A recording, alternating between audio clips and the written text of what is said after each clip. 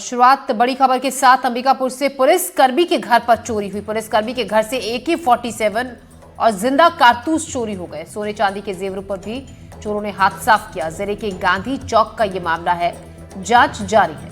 तो अंबिकापुर में पुलिसकर्मी के घर से चोरी कर ली गई AK-47 जिंदा कारतूस, 90 राउंड जिंदा कारतूस। चोरी का मामला सामने आया है। बदमाशों ने इस दौरान घर में जो कीमती सामान रखा था, सोने चांदी के जेवर और कैश पर भी हाथ साफ किया। चोरी की इस घटना के बाद से इलाके में हड़कंप है। पुलिस आरक्षक आशीष तिर्की का घर गांधीनगर थाने से 300 मीटर की दूरी पर है। सूचना मिलने पर पुलिस मौके पर पहुंची, मामला दर्ज कर जांच पड़ताल शुरू की गई। रोमी सिद्दीकी इस खबर पर ज्यादा जानकारी के साथ जुड़ रहे हैं। रोमी, जब पुलिस वालों के घर ही सुरक्षित नहीं है तो फिर आम लोगों की क्या बात? बड़े सवाल इस चोरी को लेकर खड़े होते हैं।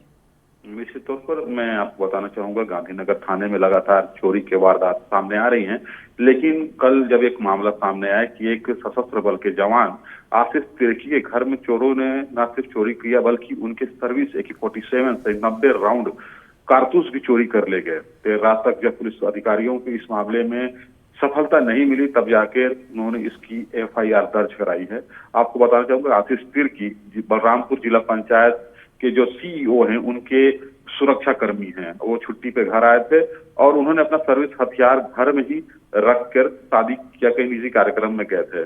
इसके बाद ये घटना हुई। दोपहर में प्रारंभिक तौर पर जब इसकी जानकारी हुई तो पुलिस अधिकारी मामले की जांच में जुट गए और किसी तरह से मामले को निपटारा करना चाहते, लेकिन जब देर रात तक मीडिया कर्मियों की इसकी जानकारी हुई तब जाकर उन्होंने इस पूरे मामले की FIR दर्ज की है। लेकिन सवाल सबसे बड़ा यही है कि एक पुलिसकर्मी घर में चोरी होता है, वो भी सर्विस रिवॉल्वर AK-47, काफी संवेदनशील मामला है। हालांकि पुलिस अधिकारी इस पूरे मामले की जांच में जुटे हैं, लेकिन आपको बता दूं कि 24 घंटे से ज्यादा समय बीतने के बाद भी अभी तक पुलिस अधिकारियों को इस पूरे मामले में कोई भी सफलता नहीं मिली है। जी रूबी, जब इस तरीके के बंद पड़े घरों में चोरी होती है तो जब जांच में जो बात सामने आती है, पूरी रेकी करके ऐसे मामलों की प्लानिंग करने के बाद उन घरों को जांचा जाता है, फिर उनमें चोरी की घटना को अंजाम दिया जाता है। पुलिस वाले का ये घर था, जाहिर तौर पर अंदाजे इस अंदेशे इस बात का चोरों को रहा होगा।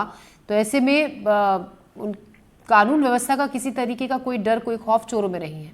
निश्चित तौर पर देखिए, हाल ही के 2 दिन पहले अभी जब लगातार छुट्टियां थी, ईद की छुट्टी थी, बैंक बंद था, उस दौरान गांधीनगर थाना क्षेत्र में एक शॉपिंग मॉल में भी लगभग 3.5 लाख की चोरी हुई। इसके बाद पुलिस कोई भी कार्रवाई करने में असफल, जिसके बाद यह मामला सामने आया है। तो आपको बताना चाहूंगा, गांधीनगर थाना से महज 300 मीटर की दूरी पे ही उस आरक्षक का घर है जहां पे चोरों ने इस वारदात को अंजाम दिया है। कहीं ना कहीं पुलिस प्रणाली को आप समझ सकते हैं कि किस प्रकार चोरों ने आंख दिखाते हुए इस पूरे मामले को अंजाम दिया है। जी रमेश, शुक्रिया आपका जानकारी के लिए। खबरों में बढ़ते आगे, रतलाम में MP के पूर्व गृह मंत्री को धमकी मिली। हिम्मत कोठारी को जान से मारने की धमकी मिली। व्हाट्सएप पर हिम्मत कोठारी को धमकी दी गई। बीजेपी के दिग्गज नेता हैं हिम्मत कोठारी, लोक निर्माण, वन और गृह मंत्री रह चुके हैं। माणक चौक थाना पुलिस ने केस दर्ज कर लिया है। तो मध्य प्रदेश के पूर्व गृह मंत्री हिम्मत कोठारी को जान से मारने की धमकी मिली। आरोपी ने व्हाट्सएप पर यह धमकी दी।